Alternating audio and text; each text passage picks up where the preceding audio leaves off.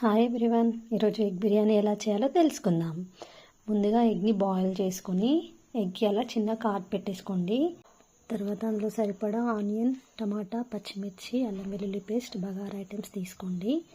Pan పెట్టుకొని అందులో ఒక 4-5 టేబుల్స్ ఆయిల్ వేసుకొని ఆనియన్స్ వేసుకోండి. పక్కనే రైస్ కూడా పెట్టేసుకోండి. గ్రేవీ అయ్యేలోపు రైస్ కూడా అవుతుంది.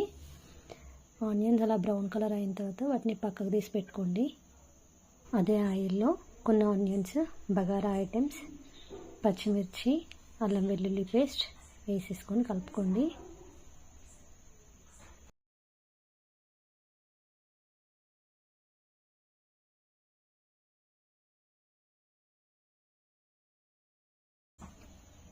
అందులోనే టమాటా, కరివేపాకు యాడ్ చేసుకోండి.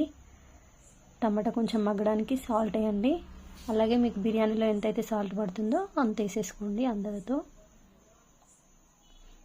అది కొంచెం మగ్గింది అని అనిపించిన తర్వాత అందులోనే కాజు వేసుకోండి. టేస్ట్ బాగుంటుంది కాజు వల్ల.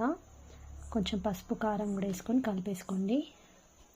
కొంచెం మగ్గింది అని అనిపించిన తర్వాత దాన్ని పక్కకు తీసుకొని బ్లెండ్ చేసుకొని పెట్టుకోండి.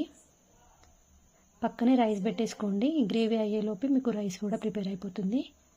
అదే ప్యాన్లో కొంచెం అందులో ఆయిల్ ఉంటుంది కాబట్టి అందులోనే కొంచెం సాల్ట్, కొంచెం కారప్పొడి వేసుకొని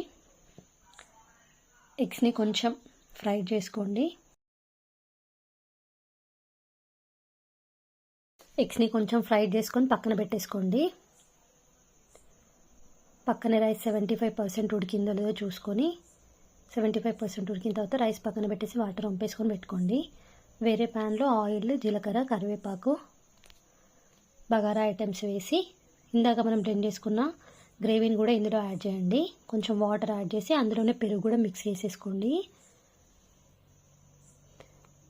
అది కొంచెం ఆయిల్ అనేది పైనకి వచ్చిన తర్వాత అందులోనే మనం ఇందాక ఫ్రైడ్ చేసుకున్న ఆనియన్స్ వేసేసి అందులోనే ధనియా పొడి, గరం మసాలా వేసుకోండి. ఇందాక ఫ్రైడ్ చేసి పక్కన పెట్టుకున్న ఎగ్స్ కూడా అందులో యాడ్ చేయండి. తర్వాత రైస్ మనం 75% ఉడికింది పక్కన పెట్టేసుకున్నాం కదా, దానిపైన లేయర్స్ లాగా వేసేసుకోండి. మనం బిర్యానీ మగ్గేటప్పుడు కింద డైరెక్ట్గా మన బగోని పెట్టకుండా కింద ప్యాన్ పెట్టడం వల్ల కింద మంట అనేది ఈవెన్గా టోటల్ స్ప్రెడ్ అవుతుంది, కింద అడగంటకుండా ఉంటుంది. ఒక లేయర్ వేసిన తర్వాత అందులోనే fried onion and lemon juice కొంచెం యాడ్ చేయండి.